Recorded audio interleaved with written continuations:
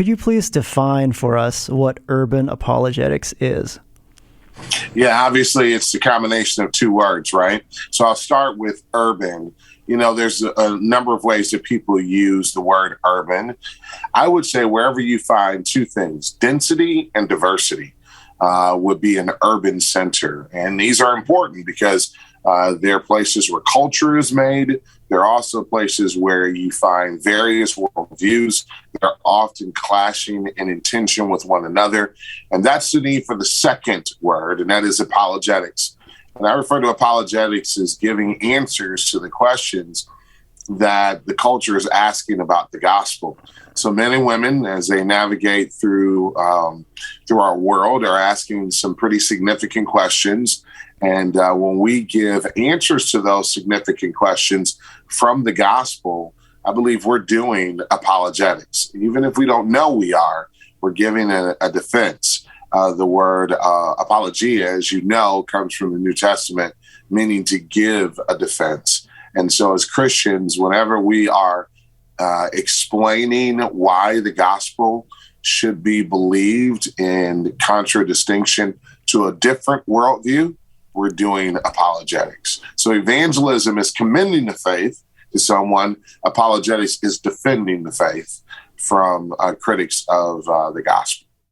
There's a certain group of person that has an affinity for what I want to call the traditional kinds of apologetics, the classical apologetics model. They really are wondering, is Christianity rational? Is the universe something that's always existed and things like that? But as we move into the urban context, we find people have a little bit different concerns that are not so immediate in terms of the rationality of Christianity. Talk to us a little bit about that and how that affects the way we need to approach people in urban settings.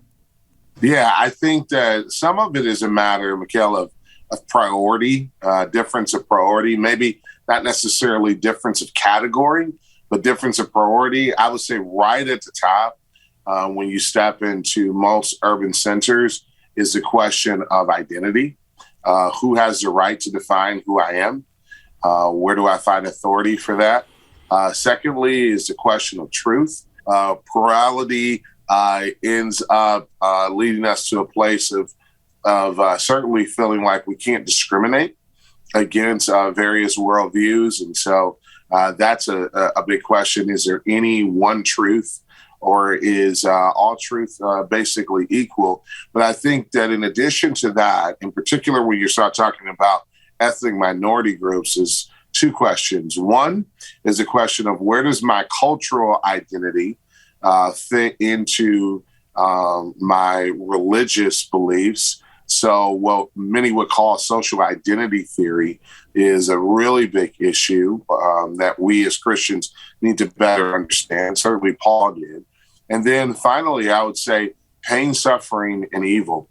Dealing with the problem of pain, suffering, and evil. I'm African-American, and this has been a hallmark of gospel music, spirituals that date back to the days of slavery, is how do we process the suffering that we're seeing in this world in light of the gospel? And we have to be able to give answers to that.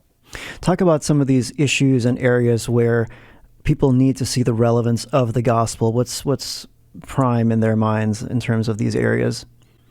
Yeah, I think that we're as Christians trained to make sure we're giving the right answers, right? This is why you and I were drawn to apologetics. We want to make sure that we're answering questions rightly, but equally as important is answering the right questions. So that means that we need to listen to what questions people are asking of the gospel, but it's so important that our hearts are attuned to the issues that they're concerned about. Because if we're answering questions that they're not concerned about, then we'll miss the moment. So, for example, if I'm not, for example, in my community dealing with the Nation of Islam, if I'm not dealing with Black Hebrew Israelites, if I'm not dealing with the 5%ers, if I'm not addressing those urban alternative religious movements, then I'm missing an entire community. And so I think it's important for us to know what are the alternative religious options available in that community, and what are the relevant questions that they're asking that maybe other communities aren't. Mm-hmm. Yeah, I liked how you mentioned all those different new religious movements that we see sprouting up and really gaining ground among certain demographics. For those who are listening and watching, I did a show recently with Vocab Malone on engaging with the Black Hebrew Israelites, so I'd encourage you to check that out in our archive. It's not a world religion or a new religious movement, rather, that many people outside the African American community have heard about. I know I certainly didn't hear about it until I started talking to my Black friends who could hardly get their hair cut without someone trying to recruit them into this movement. Absolutely. And, the methodology of most of what I would call Black thought religion that tries to recenter African Americans, in particular, Africans more broadly, in the centerpiece of the world, the narrative of the world. The methodology of engagement typically is to set up camp outside of churches and to use that gathering on Sunday morning as an opportunity to try to use a bully pulpit to attract people who may be disenchanted or hurt or wounded by the church to their worldview, or maybe at a place where they're not getting their questions answered. We have to be prepared for that. Mm-hmm, mm-hmm.